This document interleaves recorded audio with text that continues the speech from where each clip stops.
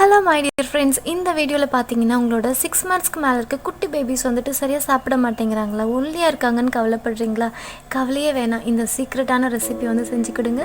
இயற்கையான முறையில் நல்லாவே எடை இன்க்ரீஸ் ஆகும். ஃபிசிக்கல் பிரெயின் டெவலப்மெண்ட்டுக்கு ரொம்பவே நல்லது. உங்களோட குழந்தைங்க நல்லா ஆரோக்கியமா வளருவாங்க.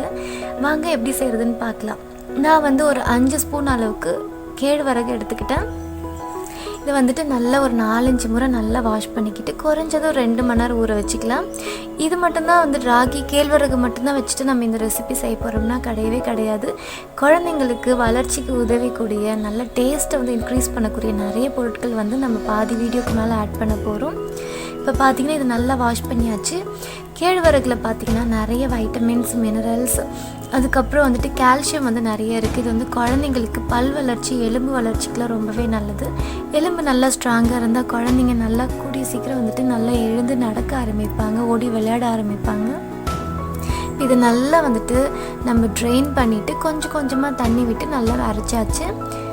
இப்போ இதை வந்துட்டு நல்லா ஒயிட் கிளாத்தில் வந்து நம்ம வடிகட்டிக்கலாம்.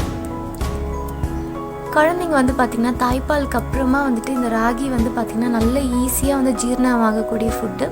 நல்ல கம்ம நல்ல வாசனையாக இருக்கும். குழந்தைங்களுக்கு நல்ல டேஸ்ட்டாக இருக்கும். தாய்ப்பால் குடிச்சிட்டு உடனே வந்து சாலிட் ஃபுட் சாப்பிட்றப்போ இது வந்து அவங்களுக்கு முழுங்கிறதுக்கும் பார்த்திங்கன்னா நல்ல சாஃப்டாக நல்ல சில்கியாக இருக்கிறதுனால நல்ல டேஸ்ட்டாக விரும்பி சாப்பிடுவாங்க. இப்போ இது வந்து ஒரு 6 monthsக்கு மேலே இருக்க பேபிஸ்க்கு செய்கிறதுனால நான் தண்ணி ஆட் பண்ணிவிட்டு அதில் கலந்து செய்கிறேன். 1 yearக்கு மேலே இருக்க பேபிஸ்க்கு நீங்கள் தாராளமாக பசும்பால் சேர்த்திக்கோங்க. இப்போ பாருங்கள் நல்லா வந்து கலரி விட்டுக்கிட்டே இருங்க, அப்போ கட்டி விடாமல் இருக்கும். நல்லா சில்கியாக ஸ்மூத்தாக ஆக போகுது. இப்போ வந்து நம்மளோட மேஜிக்கான வந்துட்டு அந்த பொருட்களை வந்துட்டு டேஸ்ட் மேக்கர்ஸ் வந்து ஆட் பண்ணிக்கலாம். இது பார்த்திங்கன்னா நான் வந்து பேரிச்சம்பழம் எடுத்துக்கிட்டேன். கொஞ்சம் பேரிச்சம்பழம், ஒரு 5-6 திராட்சை, காஞ்ச திராட்சை, அதுக்கப்புறம் முந்திரி, பாதாம், அதுக்கப்புறம் வால்நட் ஆட் பண்ணியிருக்கேன். இதெல்லாம் வந்துட்டு நல்லா ஹாட் வாட்டரில் நம்ம ஊற வச்சுக்கலாம். நீங்கள் வந்து மதியம் வந்து கொடுக்குற மாதிரி இருந்ததுன்னா மார்னிங் ஊற வச்சுக்கோங்க. காலையில் வந்து செஞ்சு கொடுக்குறதா வந்து ஓவர் நைட் கூட ஊற வச்சுக்கோங்க. இது நல்லா ஊறட்டும்.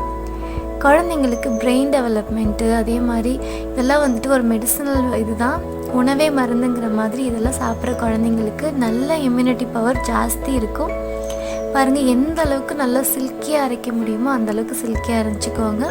கொஞ்சம் திப்பியாக கூட இல்லாத மாதிரி நல்லா சில்கியாக அரைச்சிக்கோங்க. இப்போ வந்து இதை நம்ம ஆட் பண்ணிக்கலாம். ராகி கூழ் வந்து நல்லா கம்மன்னு ரெடி ஆயாச்சு. இப்போ இதை வந்து ஆட் பண்ணிவிட்டு சிம்மில் வச்சுட்டு ஒரு 4 to 5 minutes அளவுக்கு குக் ஆகுனா போதும். நல்லா வந்துட்டு ஸ்மூத்தாக ஆகிடும்.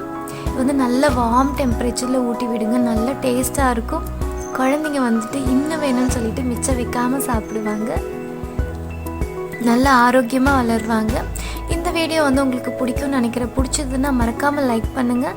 மற்ற எல்லா பேபிஸ் இருக்க ஃப்ரெண்ட்ஸ் அண்ட் ஃபேமிலி வீட்டுக்கும் ஷேர் பண்ணுங்கள். இந்தியன் ஸ்பைசி கிச்சனுக்கு இன்னும் நீங்கள் சப்ஸ்கிரைப் பண்ணலைன்னா மறக்காமல் சப்ஸ்கிரைப் பண்ணிவிட்டு பக்கத்தில் இருக்க பெல் ஐக்கான் ப்ரெஸ் பண்ணிக்கோங்க. இன்னொரு இன்ட்ரெஸ்டிங்கான வீடியோவில் உங்களை சந்திக்கிறேன். தேங்க்ஸ் ஃபார் வாட்சிங்.